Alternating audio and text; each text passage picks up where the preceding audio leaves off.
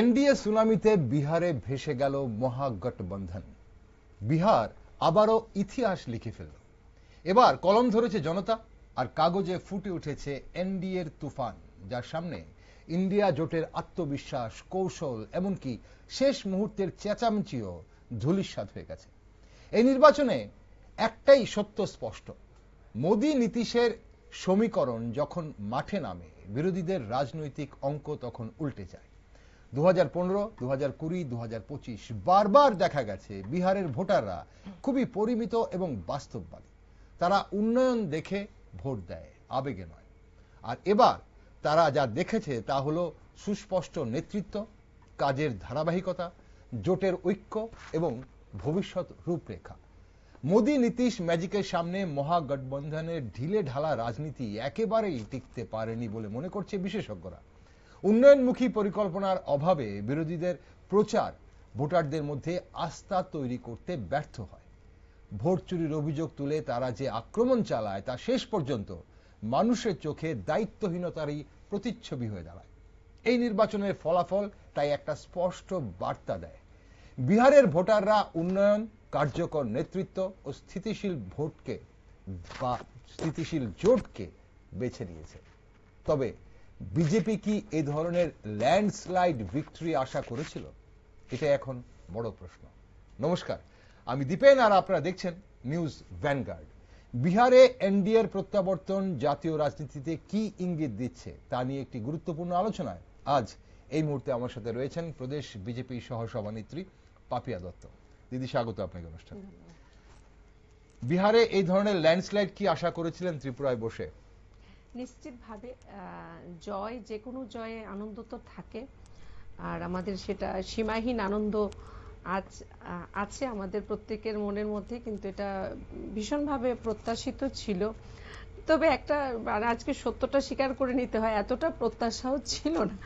জিত নিশ্চিত, বিভিন্ন সমীক্ষায়ও দেখা গেছে এনডিএ বিশাল ম্যান্ডেট নিয়ে ক্ষমতায় ফিরছে। তবে এই যে ল্যান্ডস্লাইড ভিক্টরি যেটা হলো, এটা সত্যি একটু অকল্পনীয়। অ্যাটলিস্ট আমার ছিল, আমার যারা ভারতীয় জনতা পার্টির যারা উপরে আছেন, যারা নেতৃত্ব, নিশ্চিতভাবে হয়তো তাদের ছিল, কিন্তু আমার কাছে এটা ভীষণভাবে অকল্পনীয় ছিল।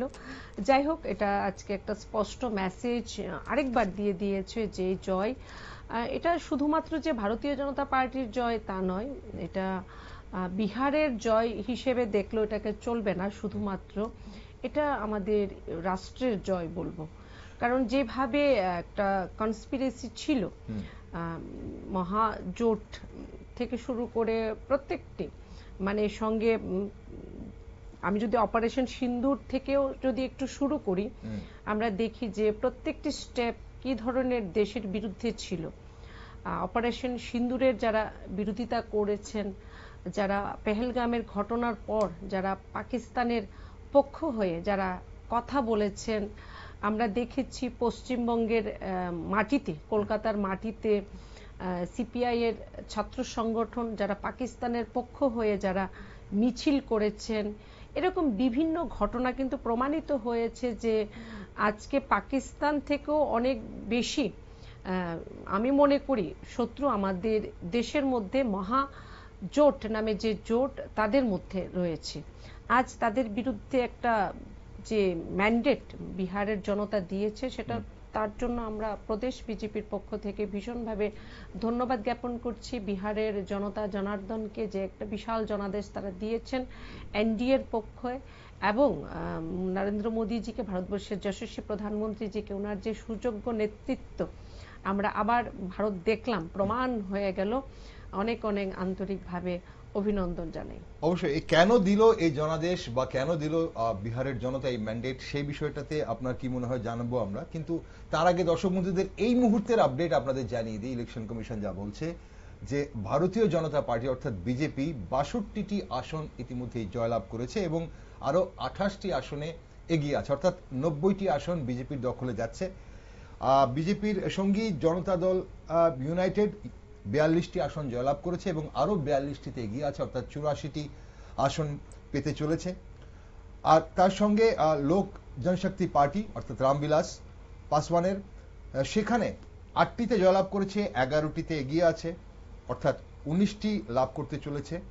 এবং হিন্দুস্তান আওয়াম মোর্চা 1টি আসনে জয়লাভ করেছে, 4টিতে এগিয়ে আছে, 5টিতে, অর্থাৎ মোট 5টি ওরা পেতে চলেছে। এবং রাষ্ট্রীয় লোক মোর্চা,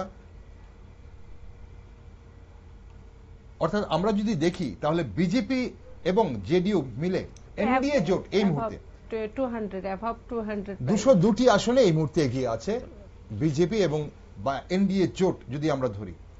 এখানে একটা প্রশ্ন উঠে আসছে, 2015 সালে 53টি আসন ছিল বিজেপি, 2015 সালে বিধানসভায়, 2020 সালে 74টি, এবার 90 প্লাস বা 90, এখন অব্দি 90, সেটা প্লাসও হতে পারে বা 1-2 মাইনাসও হতে পারে।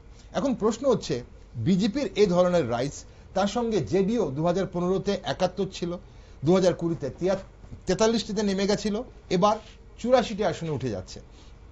কিন্তু উল্টো দিকে আরজেডি 2015তে 80, 2019-এ 75, এবার নেমে এসছে 25-এ, অর্থাৎ 50টি আসন কম পাচ্ছে আরজেডি।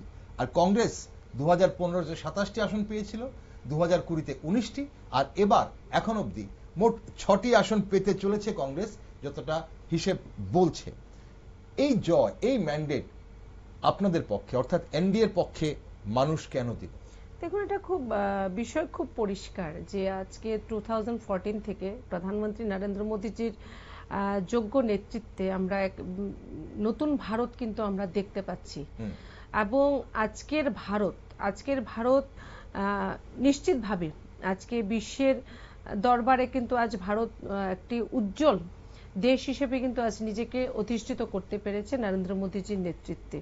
আমরা একটা ভারতকে কিন্তু দেখেছি বিফোর 2014, যদি আমরা বলি, প্রধানমন্ত্রী যখন আমাদের এক প্রধানমন্ত্রীকেও আমরা দেখতাম, আজকে আমার বলতে হচ্ছে যে আমার কারণ সত্য সূর্যের মতো হয়, সেটা প্রকাশ হয়ে যায়, আমি না বললে এটা প্রকাশ হয়ে যায়। আমরা দেখতাম একজন প্রধানমন্ত্রী ছিলেন, উনিও কিন্তু বিদেশ সফর করতেন ইউপিএর সময়, কিন্তু কখন যেতেন কখন আসতেন সেটা আমরা জানতেও পারতাম না। কিন্তু আজকে আমরা দেখি যখন আমাদের ভারতবর্ষের যশস্বী প্রধানমন্ত্রী যখন বিভিন্ন কান্ট্রিতে যখন যাচ্ছেন, সেখানে কিন্তু ওই দেশ কিন্তু মোদি মোদি স্লোগানে মুখরিত হচ্ছে। আজকে G20-র মতো G20-র সভাপতিত্ব করার মতো সুযোগ ভারতবর্ষ পেয়েছে। কিন্তু আজকে আমরা যোগা ডের কথা যদিও বলি, একবার প্রধানমন্ত্রী জাস্ট মুখ থেকে বলেছেন যে আমরা যোগা দিবস পালন করব 21শে জুন, সাথে সাথে কিন্তু প্রত্যেকটি দেশ কিন্তু প্রধানমন্ত্রী নরেন্দ্র মোদীজির সেই সিদ্ধান্তকে স্বাগত জানিয়েছেন। মানে এটাই নতুন ভারত, এটাই একটা নব্য ভারত, যে ভারতের কল্পনা স্বামী বিবেকানন্দের মতো ঋষি করে গিয়েছিলেন। তো আজকে বিহারের জনতা কি চেয়েছেন? বিহারের জনতা বুঝতে হবে মানুষ আজ কি চাইছেন। মানুষ ডেভেলপমেন্ট চায়, মানুষ চাইছেন যে আমি একটা ঘর চাই, আমার একটা ভালো ঘর তৈরি হোক, আমার জন্য একটু আমার স্বাস্থ্যের পরিষেবা আমি সরকার থেকে চাই, আমার ঘরে স্বচ্ছ পানীয় জল চাই, আমার ঘরে একটি গ্যাস সিলিন্ডার আমি চাই, আমার ঘরের যে শিক্ষিত যে আমার সন্তান আছে তার একটি চাকরি চাই, মানুষ সেটা চায়। কিন্তু আজকে যে লালু প্রসাদের যে পিরিয়ডটা ছিল, সেটা রাবড়ি দেবী রূপে হোক বা লালু প্রসাদ জি রূপে হোক, সেটা বিশেষ করে 92, 97, 90 থেকে 97 বা পরবর্তী সময় 2000 থেকে 2005, সেটাকে কিন্তু আজকে যদি গুগলে আমরা সার্চ করি যে জঙ্গল রাজ ইন বিহার, সেটা কিন্তু আমাকে কিন্তু সঙ্গে কিন্তু লালু প্রসাদ যাদব বা রাবড়ি দেব এটা লিখে দিতে হবে না, সেটা গুগল অটোমেটিক দেখিয়ে দিচ্ছে যে ওই পিরিয়ডটাকে দেখিয়ে দিচ্ছে। মানে কি রকম জঙ্গল রাজত্ব কায়েম হয়েছিল, বিধায়ক থেকে শুরু করে মন্ত্রী থেকে শুরু করে মার্ডার, মানে সেই হিস্ট্রিটা মানে বিহারের জনতা কখনো ভুলতে পারবে না। দিকে দিকে খুন, দিকে দিকে সন্ত্রাস, দিকে দিকে করাপশন, এবং এটা খুব লজ্জাস্কর ব্যাপার যে একজন মুখ্যমন্ত্রীকে চারা ঘোটালায়, মানুষের খাদ্য নয় মানে পশুর খাদ্য ঘোটালায় তা ওনাকে জেল খাটতে হয়েছে। মানে এই লেভেলের করাপশন, মানুষ কি সেই জঙ্গল রাজটা ফিরিয়ে আনতে চায়নি বলেই এনডিএ কে বেছে নিয়েছে। নিশ্চিতভাবে মানুষ আজকে দেখুন, আজকে আমার কাছে একটা ছোট, আমি এত ডিটেইলে আমি এখন এত অল্প সময়ের মধ্যে যাব না, আজকে 85 লাখ কৃষক 85 লাখ কৃষক বিহারে 6,000 টাকা করে কিষাণ সম্মান নিধি ওনারা লাভবান হচ্ছেন, এবং আমাদের সরকারের প্রতিশ্রুতি, আর আমরা এই রাজ্যেও যদি আমরা দেখি যে আমাদের সরকার যা বলে সেটা করে। আমরাও দেখেছি আমাদের প্রতিশ্রুতি ছিল যে আমরা 2,000 টাকা ভাতা করে দেব, সেটা করা হয়েছে, আরো তো বাকি রয়েছে। আজকে আমাদের রাজ্য ছেড়ে দিলাম, আমি যদি বিহারকে দেখি, এবং আমাদের সরকারের প্রতিশ্রুতি যে এইবার যদি আমাদের সরকার আসে, ছিল প্রতিশ্রুতি সেটাকে 9,000 টাকা করা হবে, এবং প্রায় 8 কোটি 52 লাখ গরিব বিহারে প্রধানমন্ত্রী যেটা গরিব কল্যাণ যোজনা চলছে, একদম কোভিড থেকে শুরু হয়েছে, সেখানে বিনামূল্যে তারা রাশন পাচ্ছে। এখানে যদি আমরা দেখি যে 44 লাখ ঘর বানানো হয়েছে, মানে 44 লাখ মানুষ বিহারের প্রধানমন্ত্রী আবাসন যোজনা ছাদ পেয়েছেন।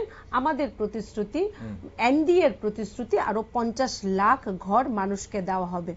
1,17 লাখ মহিলাদের রান্নাঘরে গ্যাস কানেকশন বিনামূল্যে পৌঁছে গেছে, এবং 3,53 লাখ গরিব প্রধানমন্ত্রী আয়ুষ্মান ভারত যোজনায় 5 লাখ টাকার সুবিধে তারা অলরেডি পেয়ে গেছেন।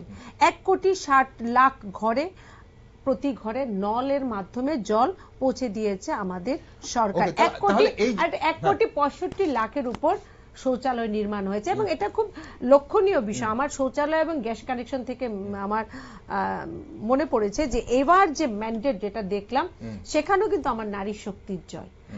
আমরা জানি কিন্তু একটি পরিবার, একটি সমাজ, একটি রাষ্ট্র তখনই উন্নয়নের চূড়ান্ত শিখরে পৌঁছবে যখন সেখানে নারীর জাগরণ হবে, এবং এই কাজটা আমাদের প্রধানমন্ত্রী নরেন্দ্র মোদীজির নেতৃত্বে সমগ্র ভারতবর্ষে হোক, আমাদের রাজ্যে প্রফেসর ডক্টর মানিক সাহাজির নেতৃত্বে আমাদের রাজ্যে হোক, বা আমাদের যেখানে ভারতীয় জনতা পার্টির সরকার, এনডিএ সরকার আছে, সেখানে মুখ্যমন্ত্রী, আমরা যদি মধ্যপ্রদেশ দেখি, যেখানে আমাদের যোজনা ছিল, আমার ঠিক মনে পড়ছে না, আমাদের মহিলাদের জন্য হয়েছে। আমরা শিবরাজ সিং চৌহানজিকে কিন্তু ওইখানকার যারা মহিলারা আছেন, মামা মানে কিন্তু যেখানে মাতৃ তো চলে আসে, মামা হিসেবে কিন্তু ওনাকে সম্বোধন করা হয়, লাডলি, এখন মনে পড়লো, সরি, লাডলি যোজনা।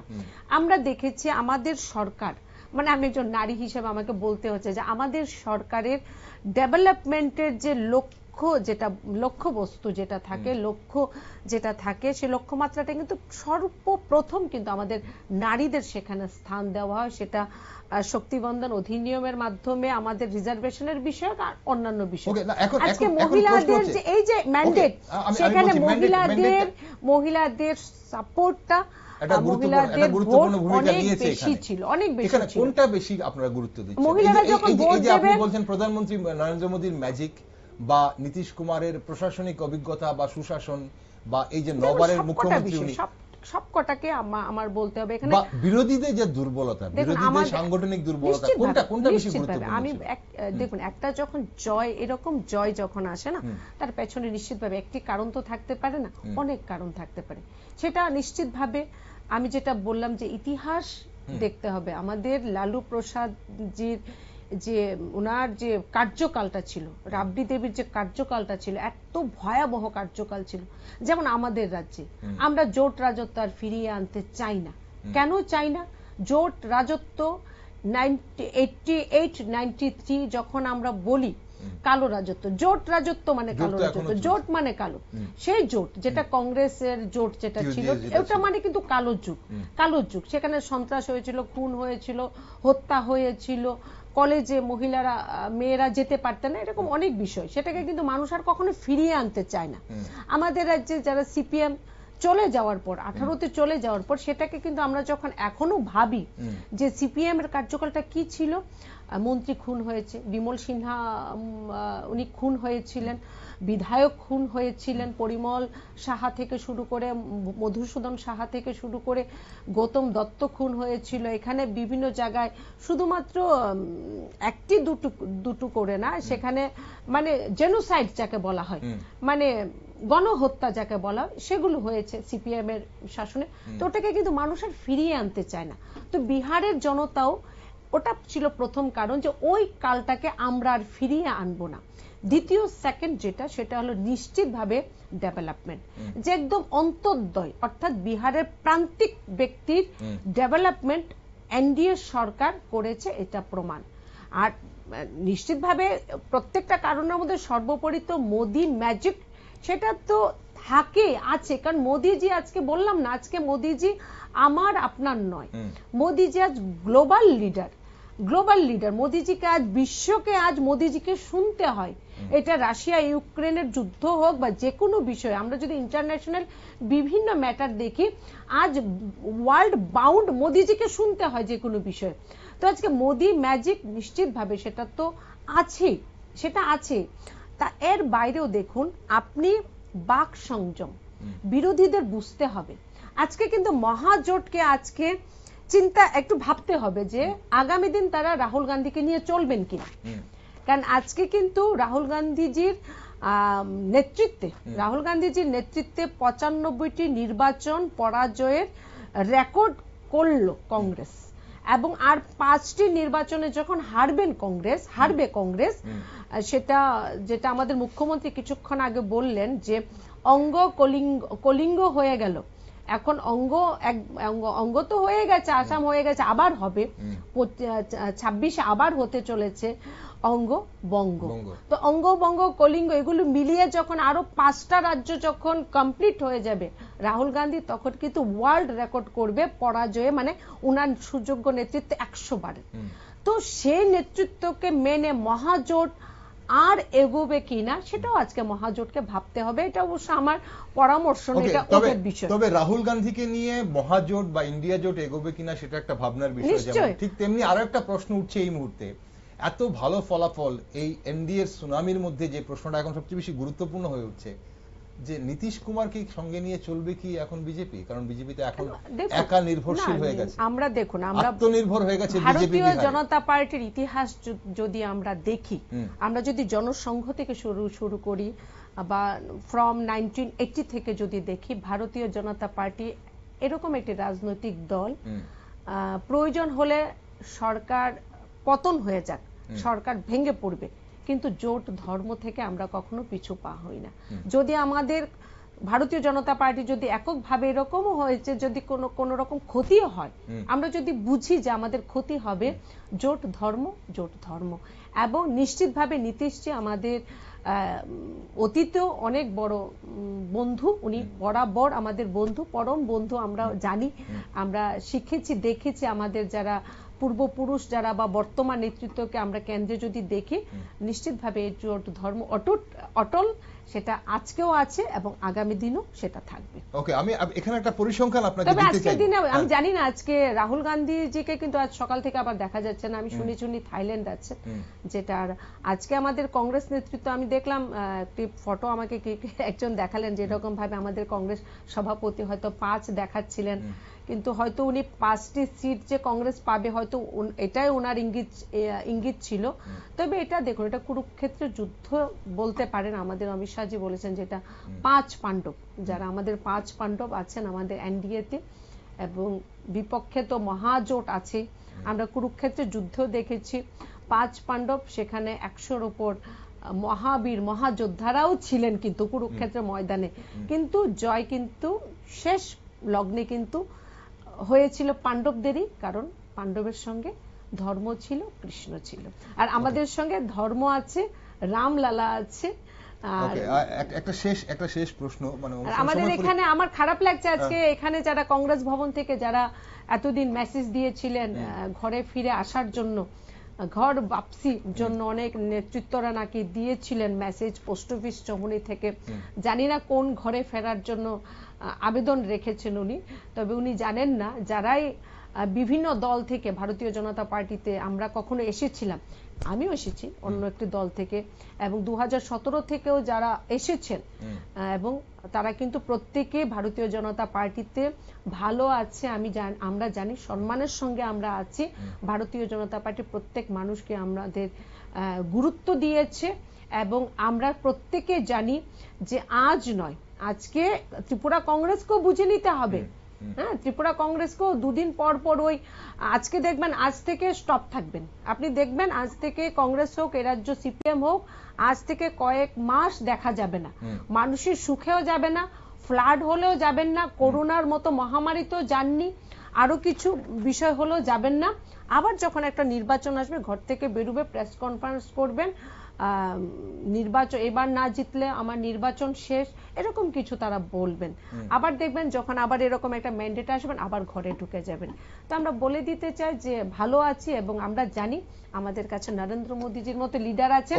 আজ কেন আমরা যেদিন থাকবো না, ভারতীয় জনতা পার্টির বিকল্প আর কোন শক্তি আমাদের রাজ্যে হোক সমগ্র ভারতবর্ষে দাঁড়াতে পারবে না। আমি আরেকটি বিষয় বলি যে এখানে যেটা বলতে চাইছিলাম একটু আগে যে বাক সংযম আমাদের বুঝতে হবে। আমরা প্রধানমন্ত্রীজিকে নিয়ে কথা বলছি, আপনি প্রধানমন্ত্রীজিকে চোর বলবেন, বিহারের জনতা মেনে নেবে? প্রধানমন্ত্রীজি সাংবিধানিক যে প্রধান আমাদের, তাহলে আপনি মেনে নেবেন? আপনি প্রধানমন্ত্রীজিকে চোর বলবেন, আপনি লাভ কি তাহলে বিজেপিরই হলো? হ্যাঁ, নিশ্চিতভাবে আপনি প্রধানমন্ত্রীজিকে চোর বলবেন। আমাদের এখানকার বিধায়ক বলছেন, কংগ্রেসের বিধায়ক প্রধানমন্ত্রীজিকে আগের রাতেও বলছেন প্রধানমন্ত্রীজি চোর, প্রধানমন্ত্রীজি অযোগ্য প্রধানমন্ত্রী। আবার ঘুম থেকে উঠে ওনার মনে হলো যে প্রধানমন্ত্রী তো সকলের, কেন মাতাবাড়ির মন্দিরের শুভ মানে যেটা দ্বারোদ্ঘাটন হয়েছে, যেটা নব্যরূপে যেটা হয়েছে, সেখানে কেন আমাদের আমন্ত্রণ জানানো হলো না? ওনার এক রাত আগে ওনার মনে হয়েছে প্রধানমন্ত্রী চোর, ঘুম থেকে উঠে ওনার মনে হলো, উনি ফেসবুকে পোস্ট দিয়েছেন, তখন ওনার মনে হলো প্রধানমন্ত্রী সকলের। ইয়েস, এটাই আমরা বলতে চাই যে বারবার যে পলিটিক্যালি আমরা ঠিক আছে, আমাদের মধ্যে যুদ্ধ চলবে, বাট প্রধানমন্ত্রী, মাননীয় মুখ্যমন্ত্রী, এটা আমাদের প্রত্যেকের, এবং তাদের সম্পর্কে যখন আমরা কিছু বলবো সেখানে বাক সংযম রাখা উচিত।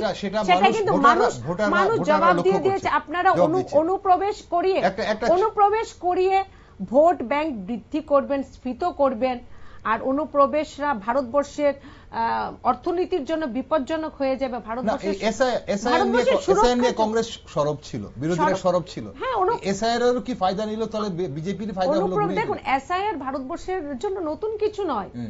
এসআইআর তাদের সময় শুরু হয়েছিল, তাদের সময় হয়েছিল স্পেশাল ইন্টেনসিভ রিভিশন। এটা হবে, এটা চলবে। বিহার কেন, বাংলায় হবে, ত্রিপুরায় হবে, যেখানে প্রয়োজন সেখানে। ভারত সরকার, ভারতের নির্বাচন কমিশন স্বতন্ত্র বডি, যদি মনে করে যে এসআইআর করতে হবে সেটা করানো হবে। অনুপ্রবেশকারীদের আমাদের স্পষ্ট মেসেজ, অনুপ্রবেশকারী কখনো ভারতবর্ষের ভোটার হতে পারে না।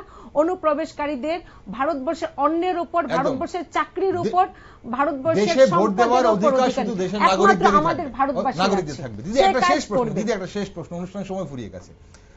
একটা পরিসংখ্যান দিতে চাইবো এই মুহূর্তে। বিজেপি এখন অবধি 20.16% ভোট পেয়েছে বিহারে এবারে নির্বাচনে। সেখানে জেডিইউ পেয়েছে 19.23%, বিজেপি 20.16, বা আমি 20% ধরলাম। এখন এটা নির্বাচন কমিশনে, যেটা এখনো নির্বাচন কমিশন হয়নি এখন অবধি, আমি এখন অবধি বলছি, আরো বাড়বে, অনেক এখন অবধি বলছি। এবং সেখানে জেডিইউ 19.23, আরজেডি পেয়েছে 22.89, মানে অলমোস্ট 23%। এই মানে এখন অবধি যদি সিঙ্গেল লার্জেস্ট পার্টি হিসেবে দেখা যায়, আরজেডির ভোট সংখ্যা বেশি। কংগ্রেস সেই জায়গায় ভোট পেয়েছে 8.76% মাত্র। BJP 20, RJD 22, JDU 19। তার মানে কি, তাহলে কি সেই কথাটা আবার প্রমাণিত হয় বিজেপি ভালো ভোট ম্যানেজমেন্ট জানে? দেখুন, এটা আমি যেটা আছে এখানে এখনো পর্যন্ত নির্বাচন কমিশন, এটা কিন্তু এখনো পর্যন্ত আগামীকাল গিয়ে সেটা স্পষ্ট হবে কত পার্সেন্ট। আমি যেটা দেখে এসেছিলাম যে টোটাল পার্সেন্টেজ প্রায় অ্যাভাব 85, যেটা এনডিএ এবং ইন্ডিয়া লাইন, যেটা টোটাল আমাদের অ্যাভাব 85% আছে। এটা দেখি ভোট ম্যানেজমেন্ট, এগুলো অনেক কিছু কথা হবে, কিন্তু আলটিমেট কথা সেটাই যে মানুষ ডেভেলপমেন্ট, সুশাসন চায়, মানুষ জঙ্গল রাজত্ব চায় না, মানুষ খুন সন্ত্রাস চায় না, মানুষ প্রধানমন্ত্রী নরেন্দ্র মোদীজির প্রতি যেটা বললেন, এই যে ডেটা দেওয়া হয়েছিল প্রথম যে রাইজ মানে 15 থেকে 20-তে বেড়েছে, 20 থেকে 25-এ, তার মানে কি? মানে দেখুন, আজকে সত্যি ভারতবর্ষের দিকে যদি আমরা তাকাই না, একজন লিডার, মানে উনার যে প্রধানমন্ত্রীজির কথা যদি বলি, নরেন্দ্র মোদীজির, উনার যে জনপ্রিয়তা, আজ কিন্তু দিনের পর দিন যত দিন যাচ্ছে আমরা কিন্তু আপস এন্ড ডাউন কিন্তু থাকে। বিহারের পর বাংলা জয়ের পালা। বাংলা নিয়ে কতটা আশাবাদী? শেষ প্রশ্ন, বাংলা নিয়ে কতটা আশাবাদী? 100%।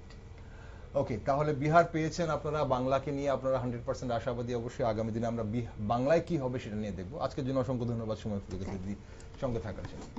দর্শক বন্ধুরা, বিহার নির্বাচন 2025 এক স্পষ্ট রাজনৈতিক বার্তা দিয়েছে। ভারতের রাজনীতিতে উন্নয়ন, সুসংগঠিত জোট এবং শক্তিশালী নেতৃত্বের গুরুত্ব আগের চেয়ে কোনো সময়ের তুলনায় এখন অনেক বেশি, আগের যে কোনো সময়ের তুলনায়। এনডিএর জয়ের মাধ্যমে মোদী নীতির সমন্বয়ের শক্তি আবারও প্রমাণিত হয়েছে।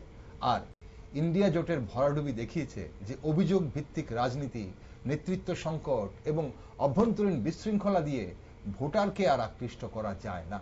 তাই এই ফলাফল রাজনৈতিক দলগুলোকে নতুন করে ভাবতে বাধ্য করবে যে জনগণ এখন আর শুধু কথা বা শব্দ চায় না, চায় কাজ, চায় স্থিতিশীলতা, স্পষ্ট পরিকল্পনা এবং কার্যকর নেতৃত্ব। যারা কাজে বিশ্বাসী তারাই পুরস্কৃত হয়, আর যারা শুধু অভিযোগ তোলে তারা প্রাসঙ্গিকতা হারায়। বিহার নির্বাচনের ফলাফল নিয়ে আরো একটি গুরুত্বপূর্ণ বিশ্লেষণ দেখবেন আজ রাত 9টায়। তাই দেশ দুনিয়ার সব খবর ও টকশো দেখার জন্য চোখ রাখুন শুধুমাত্র নিউজ ভ্যানগার্ড।